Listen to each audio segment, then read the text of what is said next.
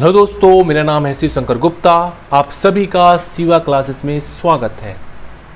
हमने जो previous session किया हुआ है एल्गोरिथम, देन हमने फ्लो चार्ट के बारे में आपको बताया, देन हमने सूडो कोड के बारे में बताया। अब जो नेक्स्ट जो पार्ट है आपका इस सेशन में वो है आपका डिसीजन टेबल। तो आइए समझते हैं डिसीजन टेबल होता क्या है। तो अगर मैं डायग्राम के तौर पर आपको समझाऊँ कि डिसीजन टेबल होता क्या है तो बहुत ध्यान दीजिएगा।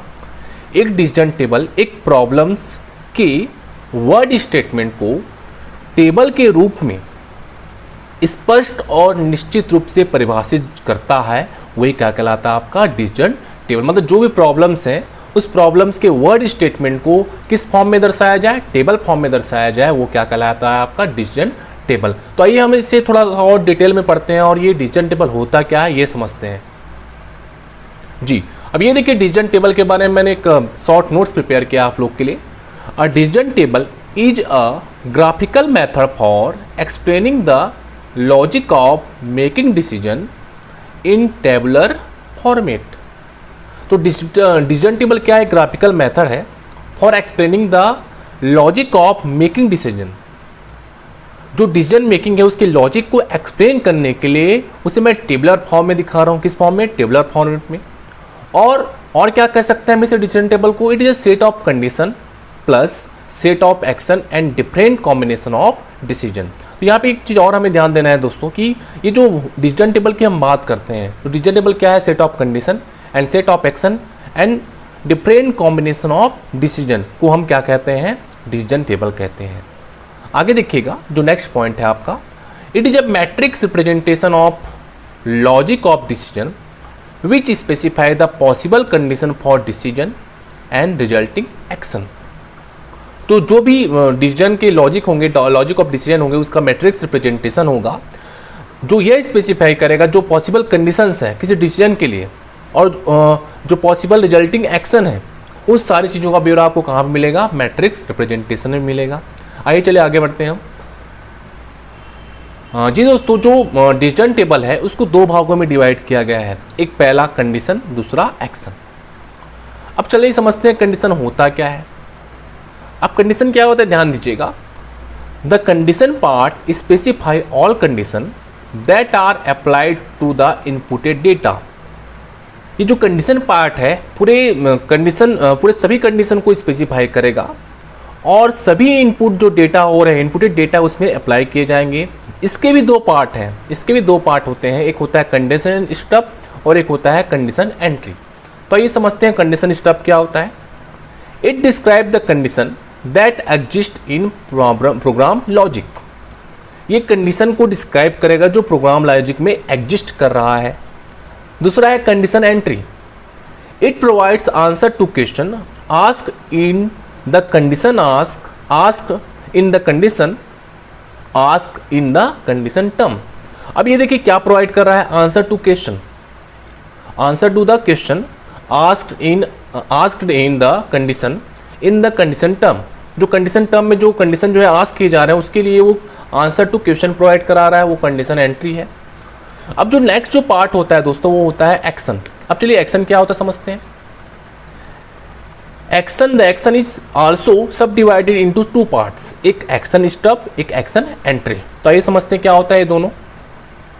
एक्शन स्टब किसे कहते हैं हम? It describe the action to be taken to meet each condition. जिस कंडीशन से वो मीट होने वाला, मिलने वाला है, उस एक्शन को डिस्क्राइब करने के लिए, उस कंडीशन से जो मीट हो रहा है उस एक्शन को डिस्क्राइब करने के लिए हम एक्शन स्टब का यूज करते हैं। उसी प्रकार जो कंडीशन एक्शन एंट्री होती है, एक्शन एंट्री क्या होती है दोस्तों? It describe the appropriate action resulting from the answer to the condition in condition entry. अब जो एक्शन एंट्री है, जो कंडीशन एंट्री जहाँ पे हमने देखा, जहाँ पे आंसर टू क्वेश्चन हो रहा था, वहाँ पे एक रिजल्ट प्राप्त करने का काम कौन कर रहा है? रिजल्ट को डिस्क्राइब करने का काम कौन कर रहा है? एक्शन एंट्री कर रहा है। तो ये दो पार्ट हैं आपके डिसीजन टेबल के, कंडीशन और एक्शन। कंडीशन को दो भागों में बांटा गया, condition stub and condition entry. उसी प्रकार एक्शन को भी दो भागों में बांटा गया है, कंडीशन माफ कीजिएगा एक्शन स्टब और एक्शन एंट्री। जी इसका नेक्स्ट पार्ट है इसका फॉर्मेट। अब फॉर्मेट देखिएगा, जैसे मैंने कहा टेबलर फॉर्म में, तो टेबल हेडिंग होता है इसका और डिसीजन रूल होता है। टेबल हेडिंग में आपके कंडीशन स्टब और एक्शन स्टब होते हैं और डिसीजन रूल में कंडीशन एंट्री और एक्शन एंट्री होती है। ठीक है, तो ये फॉर्मेट आप याद रखें, क्योंकि इसी के बेस पे जो भी एग्जाम्पल है हम कराएंगे आप लोगों को। जो एक एग्जाम्पल मैंने कराया आप लोग को, उसके फॉर्मेट को मैंने दर्शाया हुआ है। तो जो एडवांटेज है डिसीजन टेबल के, क्या क्या एडवांटेज है ध्यान दीजिएगा।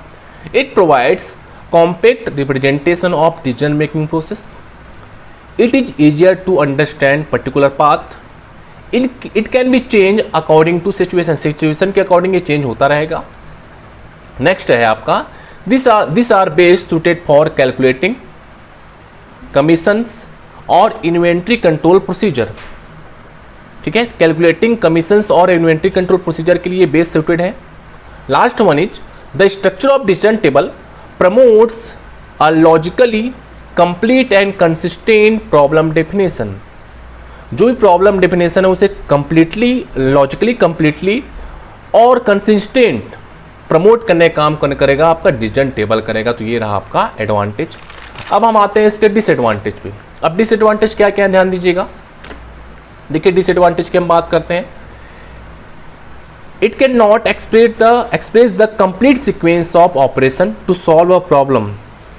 Therefore it may be difficult for the programmer to translate decision table into program. तो ये देखिए जो यहाँ पे एक प्रॉब्लम एराइज हो रहा है प्रोग्रामर के लिए, भाई वो जो ट्रांसलेट नहीं कर पा रहा है डिसीजन टेबल को प्रोग्राम में, तो यहाँ पे किसी कंप्लीट सीक्वेंस ऑफ ऑपरेशन को नहीं बताया जा रहा है किसी प्रॉब्लम को सॉल्व करने के लिए। तो इससे डिफिकल्ट हो रहा है प्रोग्रामर को कि भाई डिसीजन टेबल को कैसे ट्रांसलेट किया जाए प्रोग्राम में।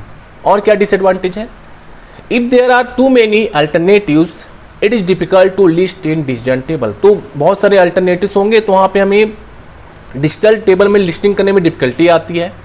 नेक्स्ट पॉइंट है it does not show the flow of logic for the solution to a given problem. तो यहाँ पे किसी प्रकार का किसी लॉजिक के लिए कोई फ्लो या किसी सॉल्यूशन के लिए कोई फ्लो जो है नहीं बताया जा रहा है। इससे प्रॉब्लम क्या हो रहा है, कॉम्प्लेक्स हो जा रहे हैं। तो ये रहा आपका डिसएडवांटेज। हाँ जी दोस्तों, एक एग्जाम्पल मैंने समझाने की कोशिश की आप लोगों को। एग्जाम्पल क्या है यहाँ पे ध्यान दीजिएगा। The decision table below show the policy various types of employ. तो यहाँ पे एक पॉलिसी दिखाई गई है डिफरेंट टाइप्स के एम्प्लॉय के लिए। तो मैंने एक टेबल बनाया हुआ है, ध्यान दीजिएगा।